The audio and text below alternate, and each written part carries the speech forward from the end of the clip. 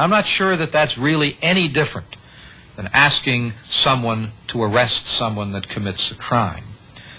I don't think we would be accused of being reactionary if we reported somebody who was stealing to the police, if it were in violation of a U.S. law. We think that we're doing exactly the same thing when we bring cases against foreign producers who we believe are violating U.S. laws.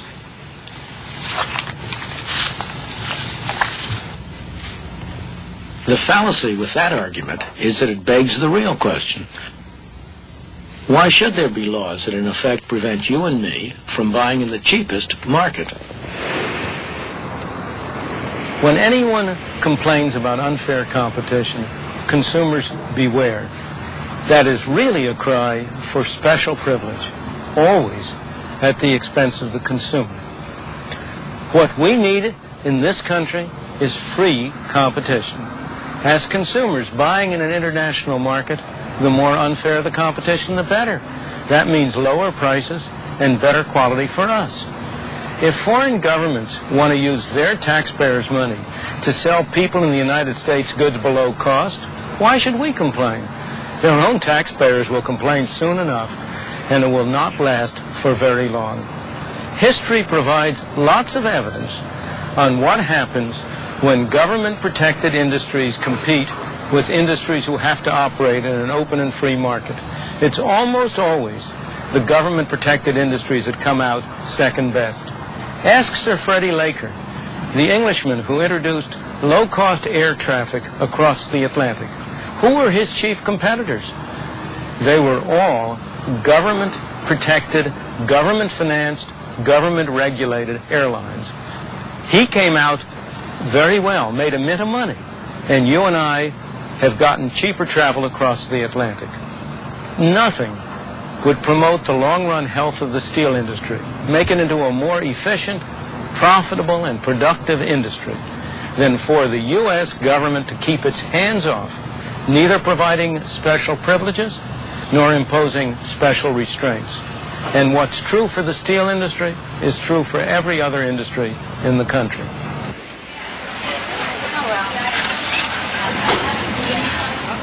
These women work in an industry that so far hasn't asked for special protection, the silicon chip industry. Every one of these small squares on this disk is a highly complicated, integrated microcircuit. An American technician examines them for defects. It's highly skilled work, and she's had a lot of training. When she's done her job, the rejects will be separated from the rest, and the good circuits will be packed up and sent halfway round the world to Malaysia. The product of American technological skills returns looking like this.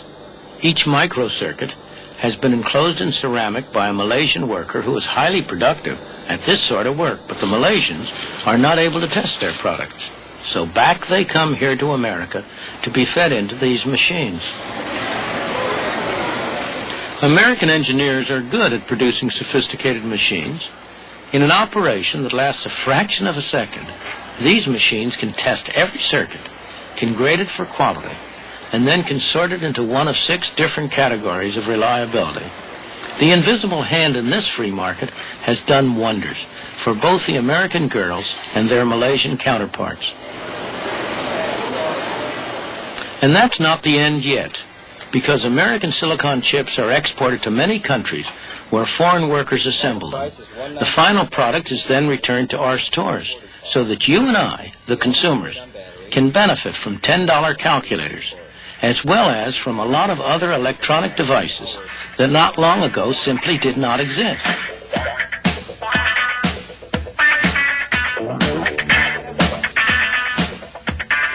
When this hi-fi equipment first came on the market, only the rich could afford it.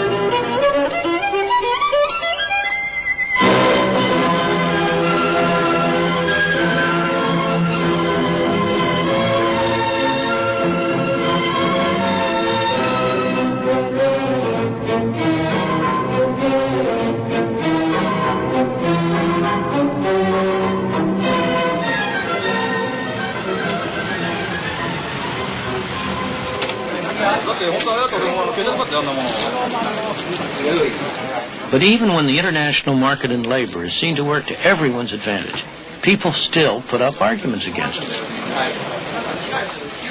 The usual argument against complete free trade is that cheap labor from abroad will take jobs away from workers at home. Well, what is cheap? The Japanese worker is paid in yen, and American worker is paid in dollars. How do we compare the yen with the dollars? We need some way of transforming the one into the other. That is where the exchange rate enters in, the price of yen in terms of the dollar. Suppose at some exchange rate, Japanese goods are in general cheaper than American goods. Then we will be buying much from Japan and selling little to them. But what will the Japanese do with the extra dollars they earn? They don't want to buy American goods. By assumption, those are all dear. They want to buy Japanese goods. But to buy Japanese goods, they need yen. Calls will come in from all over the world to places like this, offering to buy yen for dollars.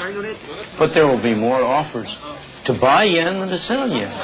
In order to get customers, those offering to buy will have to raise the price. The price of yen in terms of dollars will go up. As you remember, that is what happened in 1977 and 1978. By late 1978, it took 50% more dollars to buy a given amount of yen than it had taken a year earlier.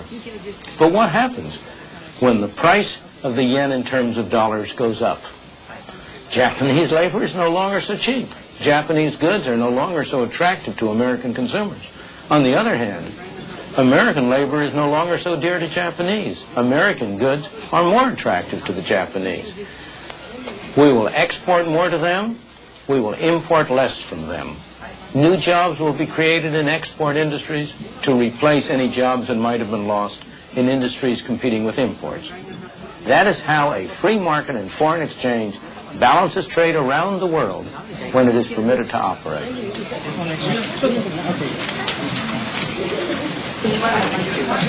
The problem is that more often than not, a free market is not permitted to operate. For reasons that seem to make sense if you don't examine them carefully, governments insist on interfering. But when they do, it's not possible to hide the harmful effects for very long. The main reason why the Japanese yen went up so sharply in price in 1977 and 1978 was because the Japanese government had been trying to prevent the yen from going up in price. In the process, what might have been small disturbances were allowed to accumulate into a major gap in trade. As a result, when market forces finally were permitted to operate, as sooner or later they must be, it took a major change in the yen exchange rate to bring things back into line. Why don't governments learn? Because governments never learn. Only people learn. And the people who learn today may not be the people in charge of economic policy tomorrow. As you contemplate this, you may come to agree with me that what we need are constitutional restraints on the power of government to interfere with free markets in foreign exchange, in foreign trade, in many other aspects of our lives.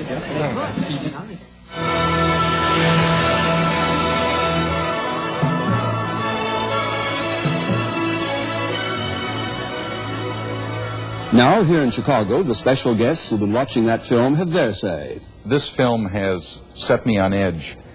There is political, social, ethical considerations which do not reflect in the economic philosophy put out. There is a pervading feeling in this that the individual worker is to be totally sacrificed for the overall good of society. I don't see how possibly you can sacrifice individuals for overall good for society, because society is nothing but those millions and millions of individuals put together. And nowhere is there any consideration given to the social and the ethical aspects of the free trade formula that you advocate. Let's get other views now around the group.